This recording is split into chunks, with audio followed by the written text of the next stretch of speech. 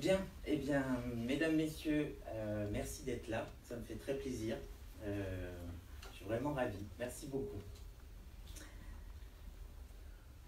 Alors, en participant à cette réunion, vous assistez à la fin d'une étape, une étape de construction, celle du premier étage de la fusée Quiberon Autrement.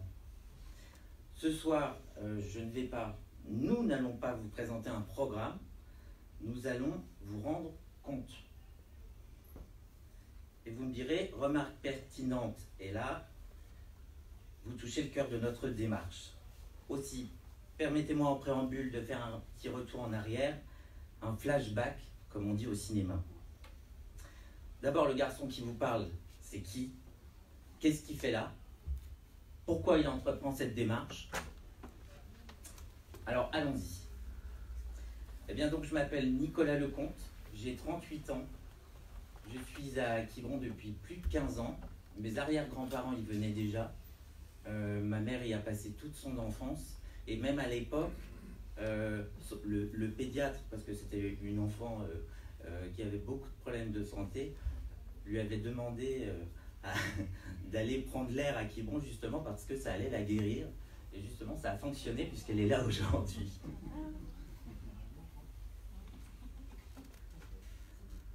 Alors donc, j'avais toutes les raisons de devenir quiberonais.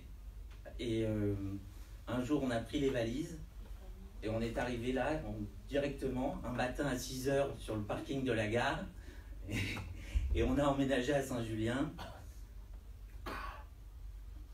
Alors avant Quiberon, bien sûr, j'ai eu une vie sur la région parisienne. J'ai fait les cours Florent. J'ai eu une entreprise sur les marchés. J'ai eu un kiosque à journaux. Et puis depuis que je suis arrivé à Quiberon, donc j'avais racheté une grande quincaillerie place de la Gare. Ensuite, je me suis attaqué à un bar de nuit place Hoche, le Nelson. Alors pour ceux qui s'en rappellent, donc le Nelson a brûlé. Et effectivement, ça a été très compliqué pour moi, puisque nous avons réussi à rouvrir.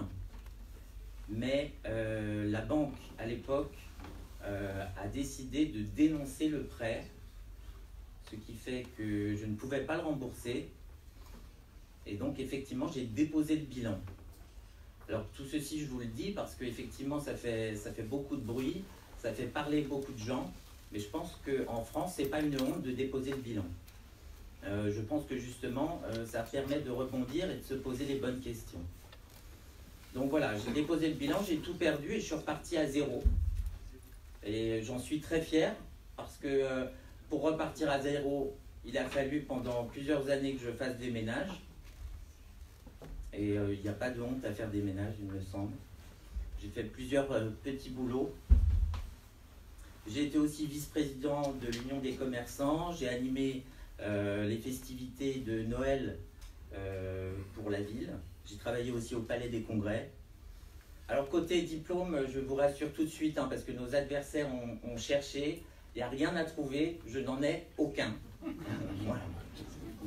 Donc mon école, ça a toujours été celle-là, c'est l'école de la vie.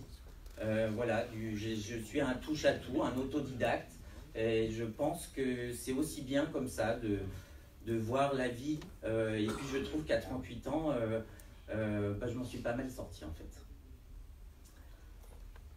Alors pour me consoler, même si franchement j'en ai pas besoin, je me dis que Michel Drucker avait juste un diplôme de sténo, que René Monory, ancien président du Sénat et ancien ministre de l'Éducation nationale, était titulaire d'un CAP mécanique, et que, car nous voulions toujours de la compétence, il y a des milliers de surdiplômés qui sont caissiers en grande surface, et puis d'autres qui décident de se reconvertir parce qu'ils en ont ras-le-bol de ce système. Et effectivement, ils se rapprochent de la terre ou vont dans des métiers tactiles, humains, voilà.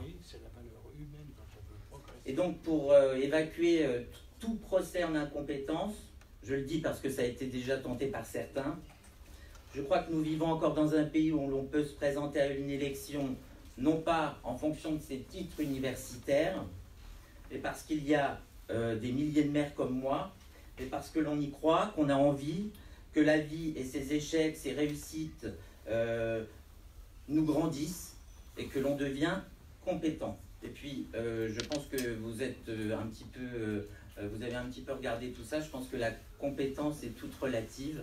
Voilà. Donc, j'ai été aussi sportif de haut niveau en équitation. Ce sport me manque. En effet, et je suis atteint d'une maladie génétique, donc je suis à l'heure actuelle handicapé. C'est difficile. C'est aussi pour ça que j'ai perdu mon emploi, pas parce que je volais dans la caisse comme certains peuvent dire à l'heure actuelle. Donc voilà, il faut se réinventer, il faut apprendre à vivre autrement, justement.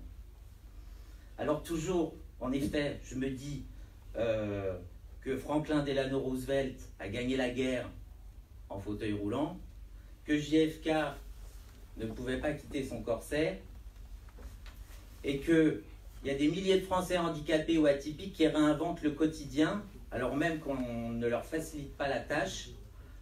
Donc tout est possible, il suffit juste d'y croire. Et ça, c'est très important, et c'est vraiment un des marqueurs de notre démarche.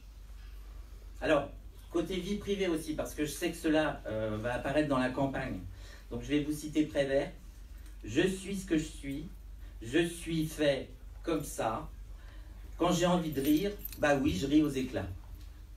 Mais assez parlé de moi, parce qu'effectivement, il fallait remettre un petit peu tout ça dans l'ordre et vous expliquer aussi ce mec-là qui est devant vous, qui est un peu stressé aussi.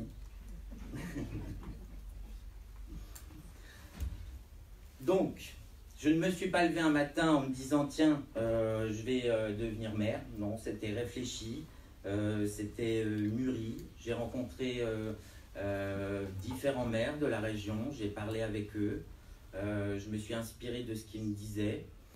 Et effectivement, on s'aperçoit que dans des communes qui sont moins importantes que Quiberon niveau population, bah, on fait beaucoup de choses.